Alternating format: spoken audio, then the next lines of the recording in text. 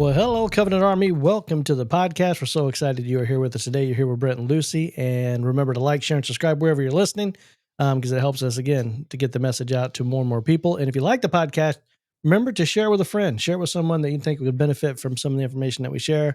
And remember this, we have some good stuff on here. We have some informative stuff, but we also try to have fun and make it enjoyable as well. Because, I mean, marriage is meant to be enjoyable. It's not all meant to be, high and dry. Speaking, high and dry. Yeah. Speaking of fun. Low and flow. I mean, what do you want me to say then if not high and dry? I don't know what else to say. That's old carnival talk. I remember that from way back, high and dry. It was that guy in the dunking booth. No. You know dunking booth? Like yes, throw the ball. I know the dunking booth. High and dry. Anyways, about to knock them down. You throw the ball and they fall into the Yes, I know the dunk tank. Yes, Of course I know that. Okay, we're talking about this weekend. Go ahead. Well, this weekend had nothing to do with a carnival. No, not really. We had a pretty packed weekend. We had our daughter that came from college to visit with us with her boyfriend. It's always nice to have them, come and just touch base with us. It was only for the weekend, but it was a nice little quick visit. Yep. So that was nice. And then we had a double date with another awesome couple that we know. And we went to an escape room. Yes. I thought that was so awesome. I like the escape room because I like the theme of the escape room. It was the old West, where the whole idea Jailbreak. Jailbreak was the name of the escape room. And it started off being put in handcuffs, all four of us. And then in a jail cell. Thrown in the jail cell, locked up, and had to go from there. That was pretty interesting because I was like, okay, so what do we do? Yeah. Just sitting there like, what do we do? Well, obviously we got to get out of this jail cell or handcuffs. I know what we're going to do first. Yeah, exactly. Like where do you start? Do you get out of the jail cell first? Or you get out of the handcuffs first? That's what I was talking about. See, but then, working with the other couple, it was just fun to work through this room and figure out, okay, where do we go first? Because there's like locks everywhere and we're supposed to open up all these locks. Yeah. So what'd you find? I'm sorry. Go ahead. Go ahead. No, I just wanted to find out because I don't know if we really broke it down. What did you find most difficult about the escape room for yourself? Most difficult. Yeah. I mean, we played a little music here. Silence. I got some music I can play while we're waiting, like the old Jeopardy. The old Jeopardy. Dun, dun, dun, dun. I mean, there was a couple elements that were difficult to decipher. I know you guys, asked for a hint. Okay. Well, I mean, there's nothing wrong with asking for a hint. That's what they're there for. So you might as well use them. I mean, yes and no. Oh, I guess in my mind, it's like almost say low. Go ahead and say it. Low key felt a little bit like cheating. Really? When you ask for a hint, because and I know we had exhausted all options. Like, okay. Wow. What? How do you wrap that around cheating? I don't understand. You asked for a hint and you didn't figure out all your own. Okay, let me ask you a question. You ever been in a situation where you didn't know which way to go and you prayed to God? Of course. Do you find that as cheating? But typically, if you're talking about directionally, like I have my Google Maps. Well, I'm talking about praying to God, but I mean, Google Maps, yes. I mean, do you feel, okay, either way, do you feel like that's cheating because you asked for a little assistance? Okay, that's not what we were talking about. Because it's not cheating. That's what it's there for. Just as in you can ask God for help, you can ask the person inside the escape room for help, and it's not cheating. It's there to help you. There was a limit. It wasn't like it was unlimited, just. I know, but it almost feels like I cheat myself because we didn't figure it out. So it's a personal thing. So it's a me thing, yeah. Okay.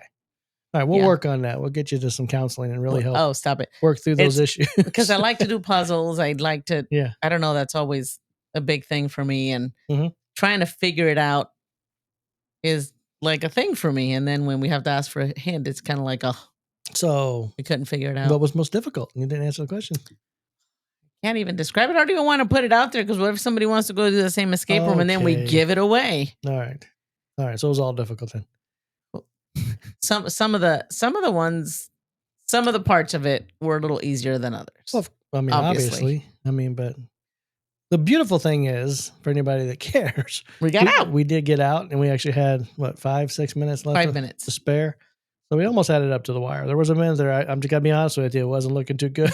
That last little bit, because we just couldn't figure it out. But it was fun because we all were working together.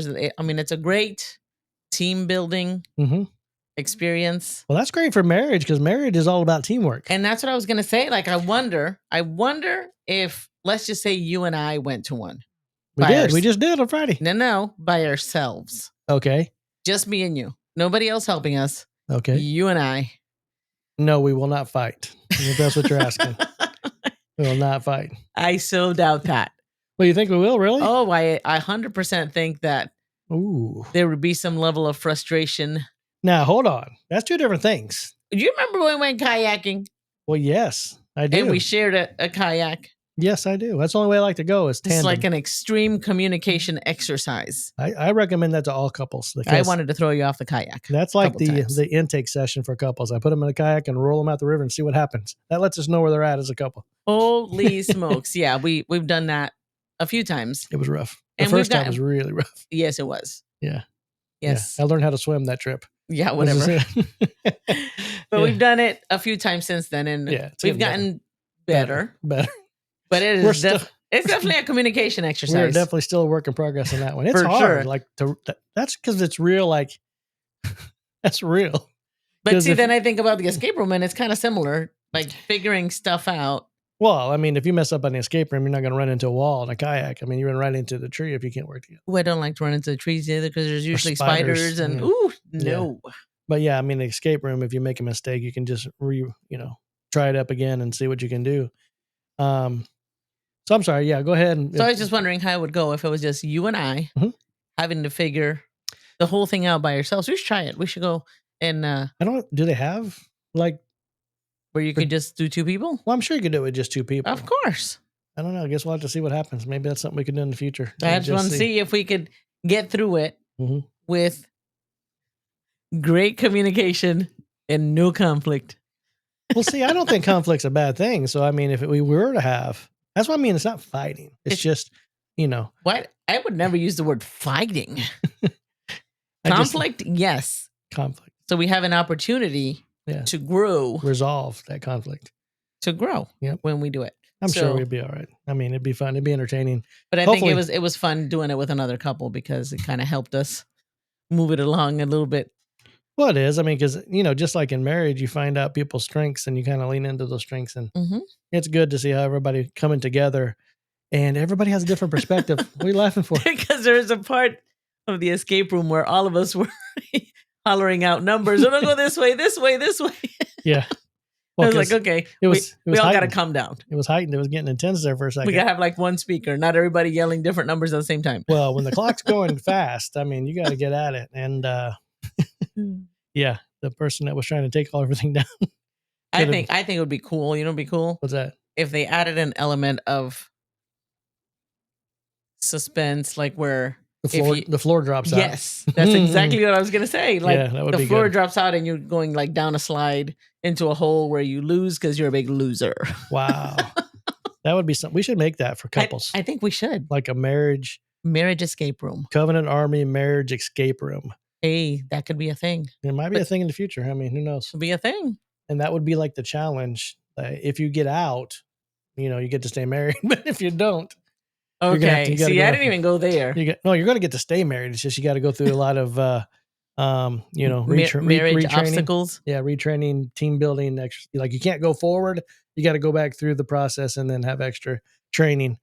I think it'd be great. It'd be like boot camp all over again. I think that'd be fun. It would. But maybe we should do well, that's kind of overdone, marriage boot camp, but kind of the same thing, but really, it's not exercising per se as far as physical exercise. But it could be different, like an escape room type of feel, kind of boot camp. Not necessarily a boot camp, but it's like an experience. Well, it would be experience. I think people would like that because I think for a lot of married couples, I know for us, we're always like, okay, what are we going to do next? Like, because you have your like typical things you can do. You can go bowling, you can go to the movies, you can go to a comedy show, you can do those things. But most married couples like, okay, let's do something exciting. Oh man. I think that'd be an idea. It could be something. Maybe we can find some investors that would help us put it together. That would be fun. But I definitely, we need the floor dropping out. I think that would be, that would be awesome. That would be something. We got to have a waiver there so nobody gets sued. Oh, you always have to sign waivers. Yeah. That was a heck of a waiver they gave us for that one. I mean, it was pretty interesting. But anyway, yeah, marriage escape room. But it was a lot of fun to be able to go through the different puzzles together and figure stuff out together. Like you can't just get mad at each other and everybody just go to a different corner because you're not going to get out. Right. So yeah, I think that'd be fun. It would be fun. Okay, so that was Friday. Yeah, Oh, it was did we talk Friday. about going to dinner after And that? then we went to dinner. Oh yeah, that was the theme of the night was the Western night. Yeah. And then we went to Texas Roadhouse. Mhm. Plug for them. You guys can send the checks in the mail. Texas Roadhouse. You know, I wanted the 16-ounce sirloin, but I got shot down from my wife. I So mean, who orders your 16-ounce sirloin? I would have ordered a 16-ounce sirloin. Because you need 16 ounces of steak? Well, yes, I do. I mean, if you're going to go to a steak, I think that's a guy hold on thing. a second. It's a guy Hold thing. on. If you're going to go to a steakhouse, you can't go for the wimpy steak. Like you can't. No. Okay, You nobody gotta- told you to get a 6 ounce. I mean, I want to see them roll the cow in. and that's why they have all the steaks when you first walk in. They do have a So you can see them all. beautiful presentation. And I seen that 16 ounce when I walked in. I think it's a guy thing. I need people to respond back to this podcast. Yeah. To tell me if it's wives, let me know if when you go out to eat with your husband, if he's always getting the biggest, baddest dish on the menu. Hey man, I think that if you are a real man and you go to a steakhouse, you better get a real piece of meat. 16 ounce. I Hey, think that's starters. I mean, that's there ridiculous. could have been a 24 ounce. I don't know. But after I got shut down for the 16th, I settled for, what was it, 11? I like how you say shut down. I was just You like, that is not wise. Yeah, you shut me down. But I did get my loaded baked potato with it. So it was steak and potato night, and I was feeling pretty cowboyish. I was, you still got a pretty good size steak. I rode off into the sunset with, that was a big one. It was good. I ain't gonna lie.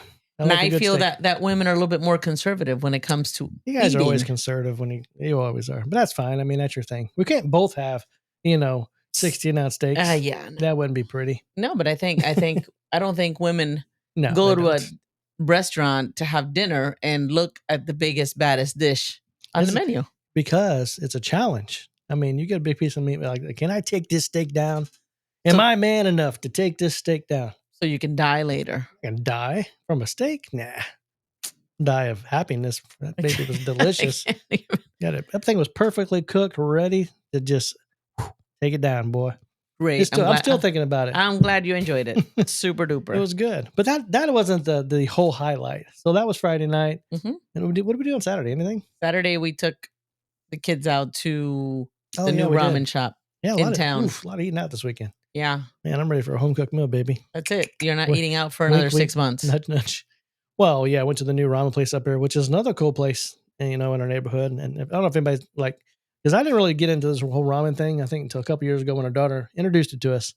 And this place opened up here a few months ago, maybe a year ago, I don't know. But just a really cool setup to see with the whole Japanese theme thing and the ramen. And it was like an anime theme. Yeah, so it's a pretty cool place. We took them there. They had a great time. And so that was Saturday. And then on Sunday, nice treat. You had home food that day. I wasn't going to talk about food. I was going to say, because you said I wasn't going to talk about food. A lot of eating out, but you had, home food that day. I did have, leftovers that day, but it was a steak. It was my wife's famous black bean soup. Okay, you did not need another steak on Sunday. I'm done with the food. I'm even done with the food. I'm not even hungry right now. But Sunday, this past week was our oldest daughter's 7-year anniversary. And she, if anybody's been listening to the podcast, she just had our first grandson. Mm-hmm. We have 2 previous granddaughters, but our first grandson about a month ago. Yep. And their anniversary just came, so we watched our grandson, or we got to watch our grandson this past weekend as they went out to celebrate their anniversary. He's so cute. And he's about the size of a peanut. He's a lot bigger than that now. He's a couple peanuts now, but that was a lot of fun. I mean, I think that's, as I think back, probably one of the, I don't even know if I want to say this right, the most favorite, is that how you would say that? Most favorite time this weekend was setting with our grandson for that short period of time, because it kind of brings it all around. Don't get me wrong, the date was awesome, the food was awesome, the company was awesome, everything was great. And just having that time with our grandson was kind of like the icing on the cake. The wrap up for the weekend, which was really, really nice. Yeah, so that was relaxing, just sitting with him, because he's pretty tame right now. He is. He's a good baby. He's got a pretty simple life. Very, very good baby. But it's interesting. Yeah. To come back full circle, because once upon a time it was us sitting there with our little baby. Mhm. And now, many moons later, when the last baby is almost 14 years old, now we Mhm. get to hold a new baby that's not ours. Yeah, next generation is pretty awesome. That God is awesome. You know, we talk about blessings a lot here on the podcast. Mm. And definitely now in the season as being grandparents and being able to have those times with our grandchildren is awesome and it's wonderful. And I think it's just evidence of God's blessing again of like being able to see his promises come back around. Well, and we had a few different generations in the house all Mhm. together Mhm. because, as we said, our daughter that came from college for the weekend, Mhm. Jaden, with her boyfriend, was in the house with a couple of our nieces. They kind of grew up together. And then our oldest daughter that came with the baby, they were all kind of together in the kitchen for a little bit, just having conversations. And it was just one of those moments like you think back to when they were all little. Mhm. And now they're all grown, talking about each of their lives, just sharing with each other. And then we have the grandbaby too. Mhm. That's pretty cool.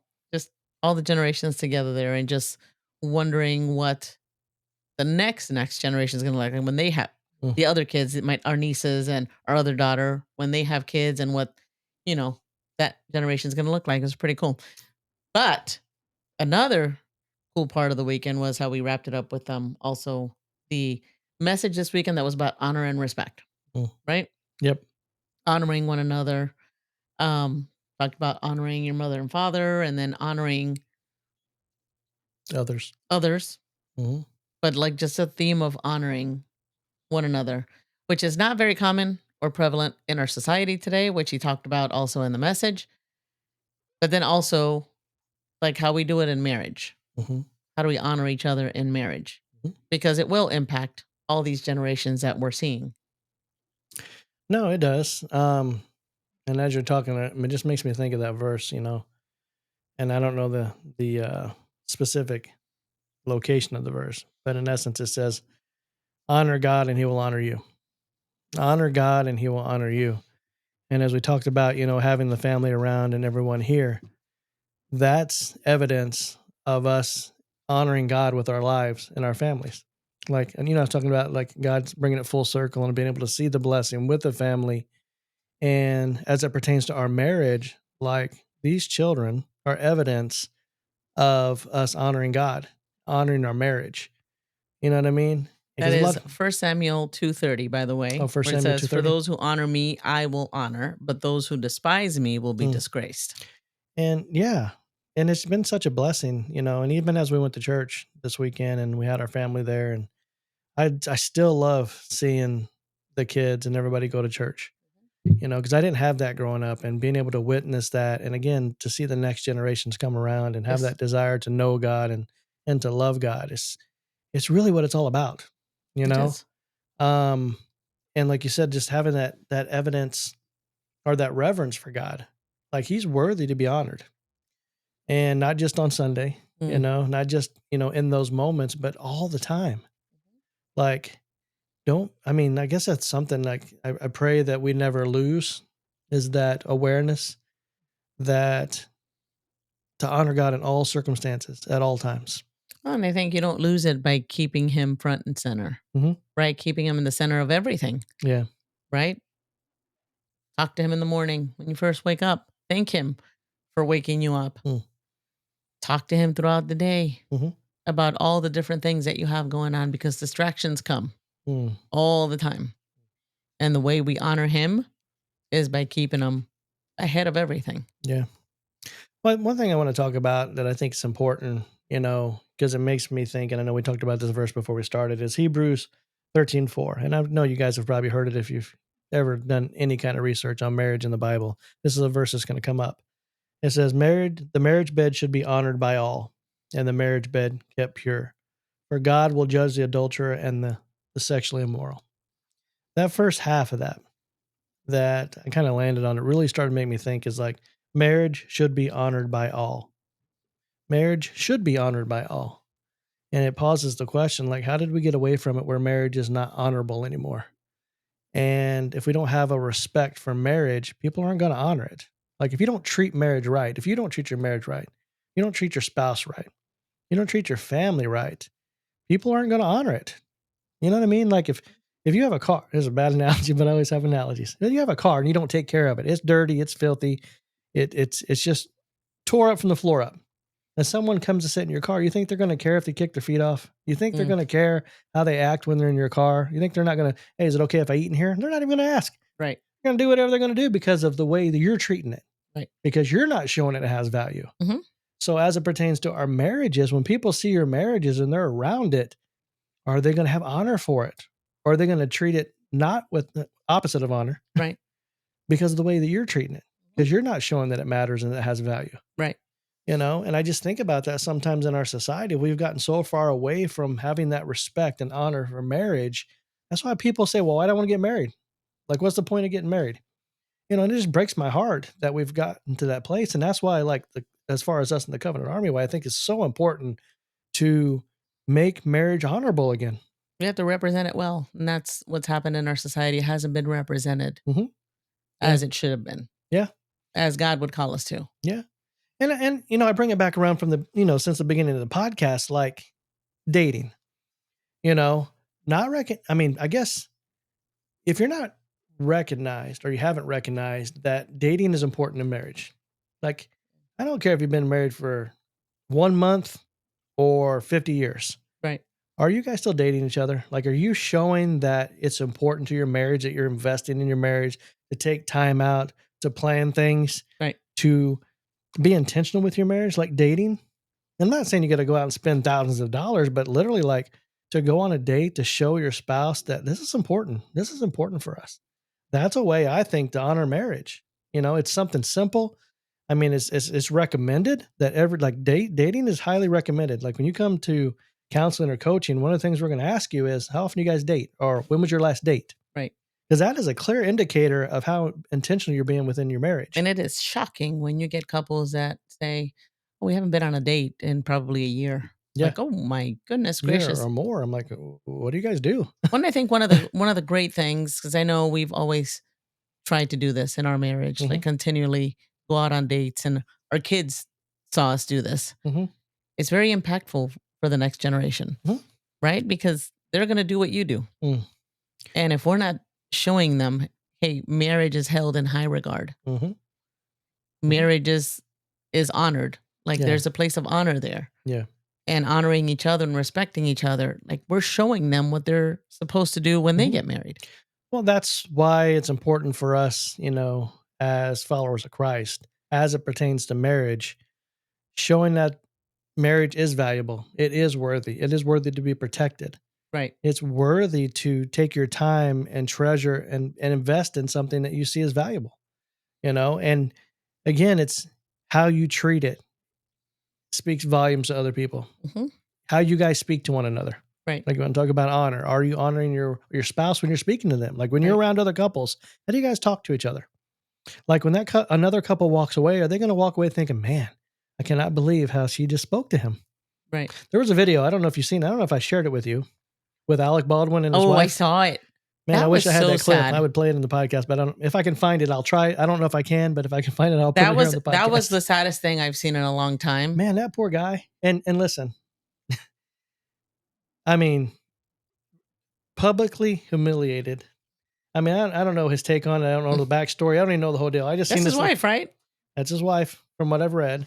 And so sad. Like, as a husband, I would be crushed to be humiliated like that. Well, that right there. Yeah. That picture right there, that little clip that's been circulating. Yeah. Is the worst representation of marriage that I've seen in a while. Oh my gosh. Like that was terrible, the way she shut him down when he was speaking. So disrespectful, so dishonorable. Like it's not right. And again, I don't know the whole story. I don't know the whole clip. I just seen that little piece. But we're talking about honor, like, man, like that doesn't shine light on what, like, is that a good reflection of your marriage? I guess is really what I'm getting at. And I don't know them. They got their own life. They got to do what they do. But holy smokes, like, how are you, brings it back to that thing is like, how are you guys speaking to each other? Or is other couples going to walk away? Or are they going to say, wow, I really wish we would talk to each other like they're talking to each other. Like, it's so amazing. We had a couple that we used to know at our church, an older couple. I'm not going to say their names out of respect, but like, they really the way they talk to each other, you could tell they valued their marriage. Never, ever did I hear, or you said you've never heard a ill word. You never heard any kind of tonality or any kind of anything other than respect for one another.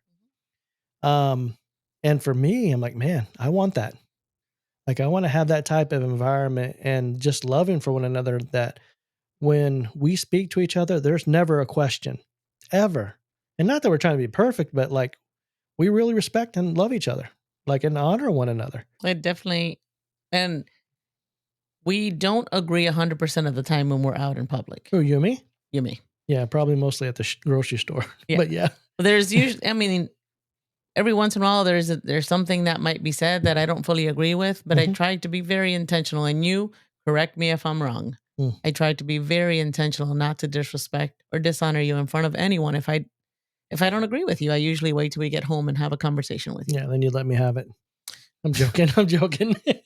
No, you really do a great job on that. And thank you so much for that, because I can honestly say you are miles above anyone I've ever seen.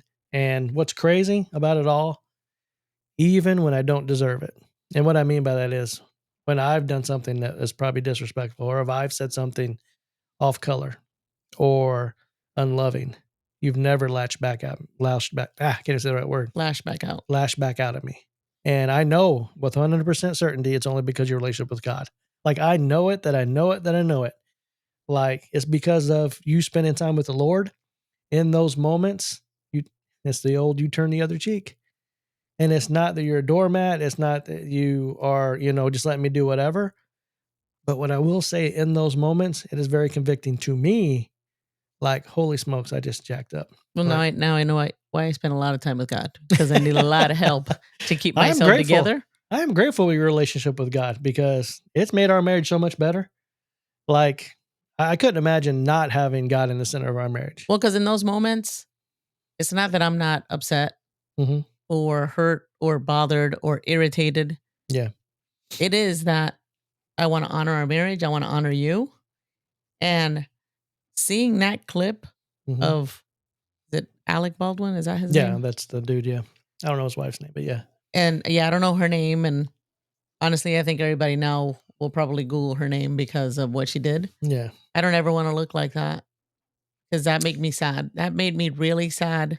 If any wife is out there belittling her husband, thinking that makes her look better or powerful, it's very sad. It was a very, it's a very sad moment.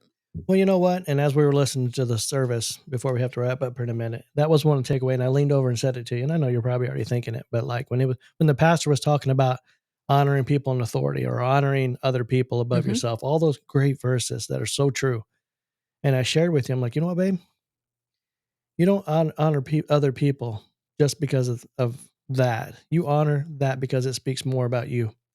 Like when you're honoring the other person, that's a reflection of you. Because when you're honoring someone, like in that case, like with us, when I was being unhonorable, but you still showed honor, that spoke volumes about you. Like, and as a follower of Christ, that's a reflection of him. So when you're saying, hey, I'm a Christian, I'm a believer, I'm a follower of Christ, that is showing honor to God and how you're speaking, how you're talking, how you're responding in that moment.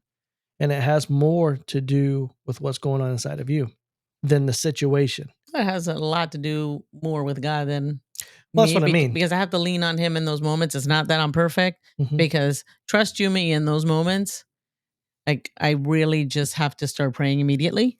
So so you don't unleash the Latin heat. Well, just that's self-control. I say that fruit of the Spirit is self-control that I get to practice. See, God gives me opportunity to practice. He does when something like that. I think he does it for all happens, of us. Yeah. And it's like you said, opportunity for growth when you are having that conflict within you. There's an opportunity for growth there. And I try to practice that regularly. I don't do it perfectly all the time. Yeah. But I know in public, that is not one thing that I want to do at all. I do not want to disrespect you in public. So, yeah, not cool. Not cool, but I just want to share with people, like, some of these verses that we read, like the one in Romans 12:10, which they shared at the service this week. Be devoted to one another and honor one another above yourselves. You know, in those situations, like you said, it's because of my relationship with God. Like God, again, puts these things in the Bible because he knew we were going to need them. He knew that you're going to be in situations where people aren't acting honorable, but he still calls you to be honorable in those moments. And let's just be honest. You can't do it on your own. I was going to say, like, I definitely, before I knew Christ, I wouldn't be able to do that on my own. Mm-hmm. Like he has taught me that self-control. And in the moment that I'm feeling like I'm getting upset or angry, like I'm praying Mm-hmm. because I remind myself of your heart, you know, who you are at your core. And that moment is not the ultimate defining moment for Brent. Yeah. It's a moment that you're having, and we have to have a conversation later. Because as I said, it's not like I'm a doormat and I'm just going to let things happen. No, it actually allows me time to pray. So when we have a moment, I can discuss it with you in the right mindset and not out of feeling and emotion. Yeah. Or anger, because that definitely doesn't come out right then. Like I said, don't do it perfectly every time. But I do feel that keeping God at the forefront and always leaning into principles like that, like honoring others above myself 100%. Because I do, like, I don't want people to look at me as a Christian woman and say, see me acting crazy and say, well, I mean, I can act like that and not go to church. So I don't need to be a Christian, right? So yeah, super important. Well, and as we wrap this podcast up, just remember, like, maybe your spouse's behavior may not be honorable. Maybe they may not be shown honorable, but because they're a child of God, right? A son and daughter of Christ. Created in his image. They have value. Like they're meant even to show them honor in that. Show them honor that they deserve. And again, it's not saying you have to go along with the program. And if they're not being unloving and being unkind, like, not saying just go along with it and just take it for what it is, but being honorable in that moment and respect in that moment. Like you can disagree with someone, which we have in our marriage all the time. You can disagree with each other with respect. Right. Like you can have boundaries with respect. Like there's things that you can do to still bring truth to the situation, still bring healing, still bring renewal and restoration, and still be honorable in that moment. And Christ was the biggest example of that for us guys. Like he showed us exactly what it looked like in those circumstances to still be honorable. Well, and worthy. That shows the most strength, honestly, because nowadays it's easy for people to lash out and be mean and be unkind and be disrespectful. Like that is like where we are in as a society, which is very sad. Yeah. Because to take the moral high ground and be respectful, even when you're being disrespected, will show people something about Christ that they don't see every day.